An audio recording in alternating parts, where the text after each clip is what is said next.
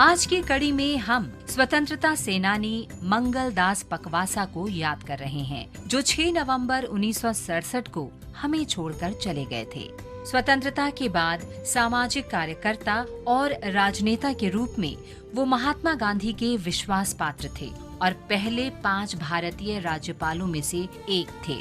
उन्होंने मध्य प्रदेश, बॉम्बे और मैसूर के राज्यपाल के रूप में कार्य किया और 1953 से 1960 तक भारत स्काउट्स एंड गाइड्स के पहले अध्यक्ष रहे। मंगलदास पकवासा का जन्म 7 मई 1882 को मुंबई में हुआ था। उन्होंने 1903 में बॉम्बे विश्वविद्यालय से स्नातक की उपाधि प्राप्त की और हिंदू कानून में अर्नोल्ड छात्रवृत्ति पर कानून की पढ़ाई पूरी की।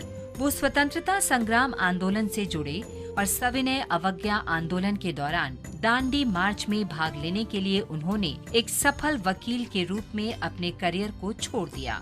उन्हें इस दौरान गिरफ्तार कर जेल में डाल दिया गया था।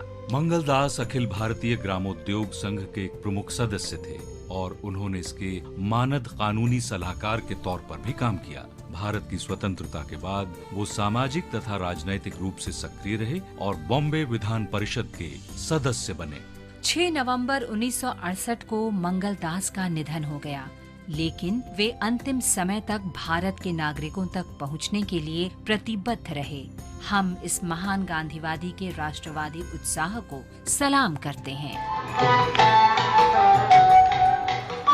6 नवंबर 1913 को महात्मा गांधी को दक्षिण अफ्रीका में भारतीय प्रवासियों पर अनुचित कर के विरोध में सत्याग्रह में 2000 से अधिक लोगों के शांतिपूर्ण मार्च का नेतृत्व करने के लिए गिरफ्तार किया गया था।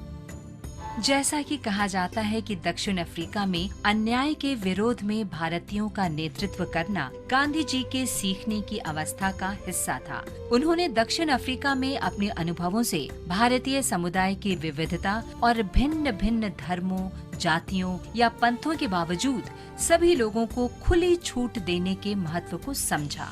इन अनुभवों ने उन्हें भारत के सामने लंबे संघर्ष के लिए एक खाका प्रदान किया।